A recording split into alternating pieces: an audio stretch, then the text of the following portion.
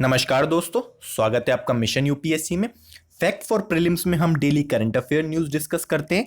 आज हम 9 जून के करंट अफेयर्स को डिस्कस करेंगे जो डिफरेंट एग्जाम्स के लिए बहुत इंपॉर्टेंट होंगे। ठीक है, तो चलिए दोस्तों शुरू करते हैं। जो फर्स्ट न्यूज़ है दोस्तों, एनर्जी कॉर्पोरेशन साइन हुआ है इंडिया और डेनमार्क के बीच में। एक मेमोरेंडम ऑफ अंडरस्टैंडिंग साइन हुआ है मिनिस्ट्री ऑफ पावर इंडिया के बीच में और ministry of energy utilities and climate Denmark के बीच में। दोस्तों, मेमोरेंडम ऑफ अंडरस्टैंडिंग क्या होता है? मेमोरेंडम ऑफ अंडरस्टैंडिंग एक डील है, अभी फाइनलाइज नहीं हुई है। फाइनलाइज तब होगी जब डिफरेंट स्टेट्स मतलब डेनमार्क और इंडिया दोनों को एग्रीमेंट को सेटिस्फाई साइन कर देंगी, साइन अप कर देंगी, तो वो फाइनलाइज हो जाएगी। लेकिन एक प्लान तैयार हो चुका है कि हम ऐसे ऐसे काम करेंगे। कैसे?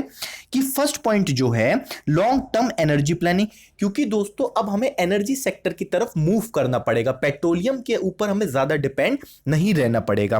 ऑफशोर विंड की जो एनर्जीज हैं, विंड से हम कैसे एनर्जी को प्रोवाइड कर सकते हैं। कंसोलिडेशन ऑफ ग्रिड कोड्स कि एनर्जी को हम ग्रिड कोड्स में बांट के अच्छे से लोगों को वितरण कैसे कर सकते हैं।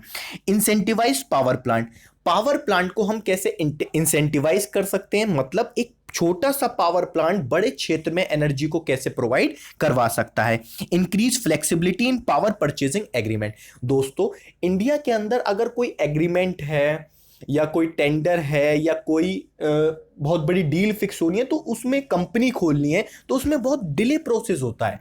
हर चीज़ के कानून है, तो उन एग्रीमेंट्स को हम इजी से पास करा पाएं फ्लेक्सिबिलिटी के तहत और ट्रांसपेरेंसी के तहत, वो हमको अपनी सोसाइटी के अंदर, अपनी ब्यूरोक्रेसी के अंदर लाना होगा।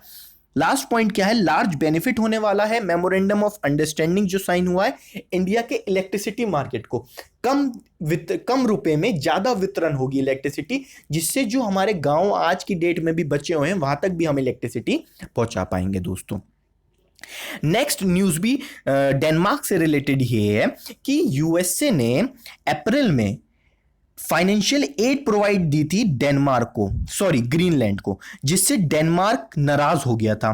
क्योंकि दोस्तों, जो अब आप सोचिए कि ग्रीनलैंड को यूएसए ने क्यों फाइनेंशियल एड दी, क्योंकि ग्रीनलैंड के अंदर दोस्तों रेयर अर्थ मेटल्स हैं, प्रेसोडियम, नियोडियम, डाइपोर्सियम, टर्बियम। तो ये रेयर अर्थ मेटल्स हैं और रेयर अर्थ मेटल्स का जो मोनोपोली है ज्यादातर परसेंटेज में वो किसकी है? चाइना की। तो चाइना को ओवर पावर करने के लिए यूएसए ने ग्रीनलैंड को ये फाइनेंशियल एड दी थी, जिससे डेनमार्क नाराज हो गया था। और दूसरा बेनिफिट क्या है यूएसए का? क्योंकि दोस्तों आप इस बात को मेरी याद रखिएगा, जो भी इंटरनेशनल रिलेशनशिप होते हैं उसमें कोई दोस्ती नहीं होती, कोई दुश्मनी नहीं होती, बस इंटरेस्ट का गेम होता है। हमेशा इंटरेस्ट पे बात करी जाती है। ठीक है, तो दूसरा फायदा क्या होगा यूएसए का? जो आर्टिक ओशियन है हमारा, उसकी जो आइस है वो धीरे धीरे पिघल रही है, फास्टर रेट में पिघल रही है ड्यू टू क्लाइमेट कंडीशंस। ठीक है, तो यूएसए को मैरीटाइम और मिलिट्री ट्रेड में फायदा होगा दोस्तों। ठीक है, तो यूएसए ने इस वजह से ग्रीनलैंड की तरफ रुख करा, जिससे डेनमार्क नाराज हो गया। नेक्स्ट न्यूज क्या है दोस्तों? आरपिट मतलब airborne rescue port for isolated transportation. ये इंडियन एयरफोर्स ने बनाया है। इंडियन एयरफोर्स ने 60,000 रुपए इस पे स्पेंड करे हैं और ये इंडिजिनियसली मटेरियल्स के द्वारा बना हुआ है और मेक इन इंडिया इनिशिएटिव को ये बूस्ट करता है। इसमें क्या है दोस्तों?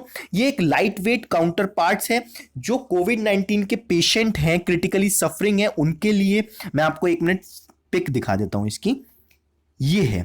अब इसके अंदर बहुत सारी फैसिलिटीज हैं कोविड-19 पेशेंट के लिए, जैसे कि आपको पल्स ऑक्सीमीटर भी लगा हुआ है, मॉनिटरिंग इंस्ट्रूमेंट लगे हुए हैं, डेफिब्रिलेटर लगा हुआ है, इन्फ्यूजर पंप्स लगे हुए हैं। तो ये एक आरपिट की तरह काम करेगा। आरपिट इसका नाम दिया गया है और ये एक हमें बेनिफिट देगा जो कोविड-19 पेंडेमिक पूरे वर्ल्ड में फैला हुआ है उसको, उसके पेशेंट्स को रखने के लिए। इसमें हैपा यूज करा हुआ है। हैपा का मतलब है high frequency particulate air, H13 filter to support invasive ventilation. मतलब जो वेंटिलेशन होगी उसके अंदर, उसमें ये हाई फ्रिक्वेंसी पर्टिकुलेट एयर का इंतजाम भी करा गया है।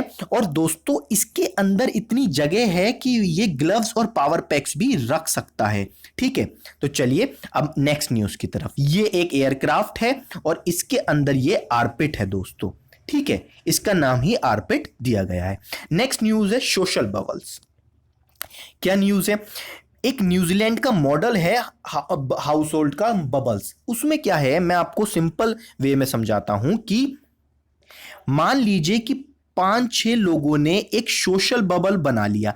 ये लोग आपस में मिलते रहेंगे, मिलेंगे, बातें करेंगे, मतलब जो कोविड-19 के रूल्स हैं उनको फॉलो अप करते हो, सोशल डिस्टेंसिंग से ये सब। अगर इनमें से एक भी आदमी को सिम्टम्स दिखेंगे कोविड-19 के, तो दोस्तों ये पूरा का पूरा बबल ये आइसोलेशन में चला जाएगा, मतलब क्वारंटाइन हो जाएगा।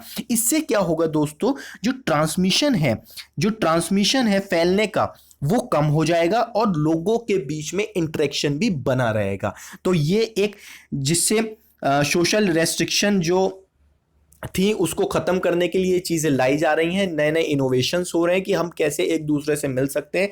लेकिन अगर इन पांचों में से, फॉर एग्जांपल इन पांचों में से किसी को भी सिम्टम्स दिखे तो ये पूरा ग्रुप आइसोलेशन में चला जाएगा। हम सीख सकते हैं न्यूजीलैंड से। न्यूजीलैंड में ये चीज अपनाई गई है, जिससे और कंट्रीज भी इंस्पायर हो सकती हैं। लोगों में जो उत्साह है, मतलब लोगों को बता सकती है कि आप इस काम को ऐसे कर सकते हैं, आप जो सोशल इंटरेक्शन है उसको ऐसे बढ़ा सकते हैं। ये पूरा सोशल बबल था। किसने शुरू करा है? यूएसए, न्यूजीलैंड ने दोस्तों। नेक्स्ट न्यूज है global economic prospect report by world bank. ये बहुत इंपॉर्टेंट न्यूज है, रिपोर्ट्स पूछी जाती हैं एग्जाम में, तो बहुत ध्यान से सुनिएगा दोस्तों।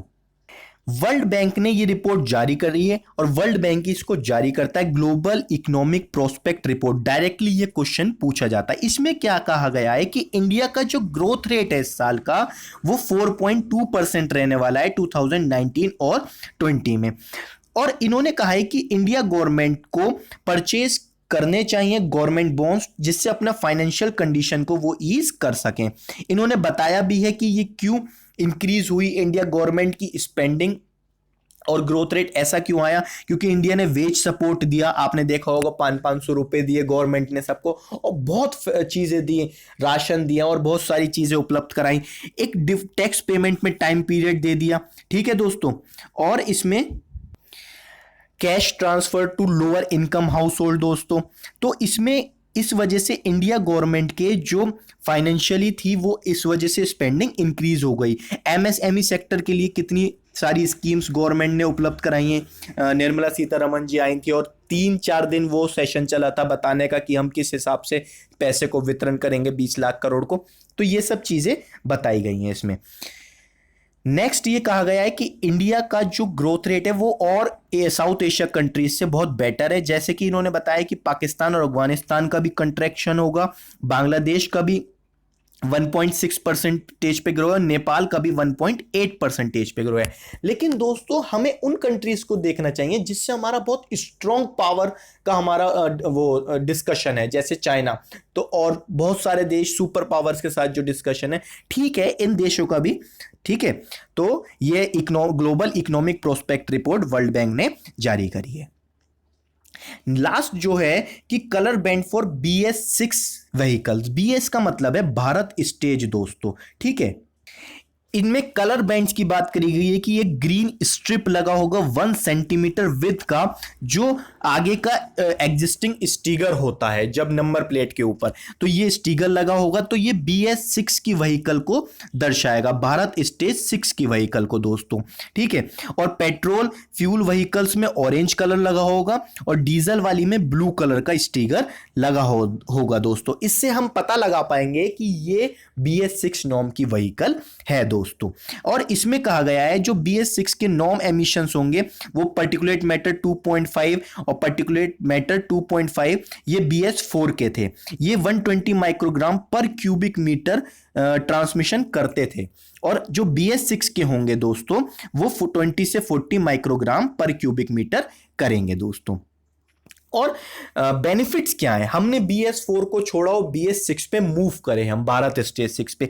एक तो इसका ये बेनिफिट है दोस्तों कि सल्फर का कंटेंट जो है वो 5 टाइम लेस है BS6 का, और इससे जो टॉक्सिक एमिशन होता है जो हमारी रेस्पिरेटरी सिस्टम को भी खराब करता है और एनवायरनमेंट को बहुत ज़्यादा हानि पहुंचाता है, उससे हम बच पाएंगे। जो कार्बन ऑक्साइड, नाइट्रोजन डाइऑक्साइड और सल्फर डाइऑक्साइड को प्रोड्यूस करता है, तो इन सब चीज़ों से हम बच पाएंगे और जो देश की जो मेडिकल सिस्टम है और जो हेल्थ सिस्टम है वो इंप्रूव होगा। सेकंड क्या बेनिफिट है कि इसमें जो आपका 80% लेस पर्टिकुलेट मैटर को ये प्रोड्यूस करती है पर किलोमीटर में, 80% लेस। जो आज के व्हीकल है उससे तो सोचिए कितना पोल्यूशन कम होगा, और इससे हम एयर पोल्यूशन कम कर पाएंगे, जिससे कि हम सस्टेनेबल डेवलपमेंट की तरफ आगे बढ़ेंगे और देश की हेल्थ बचेगी, सबसे बड़ी बात है। और जो एनवायरनमेंट है, जो एनिमल्स हैं, वो अच्छे से अपनी लाइफ को स्पेंड कर पाएंगे। ठीक है दोस्तों, तो ये आज की न्यूज़ डिस्कशन था। और दोस्तों इसका जो PDF है वो आपको मेरे टेलीग्राम चैनल पे मिल जाएगा। इस चैनल का जो टेलीग्राम चैनल है उसका लिंक जो है आपको डिस्क्रिप्शन बॉक्स में मिलेगा, आप उसको ज्वाइन कर सकते हैं, जिससे आपको डेली PDF मिल सके करंट अफेयर्स की। सेकंड थिंग, मैं उसमें इंपॉर्टेंट चीज़ें भी अपलोड करता रहूँगा। चलिए दोस्तों, आज के लिए इतना ही। Thank you everyone.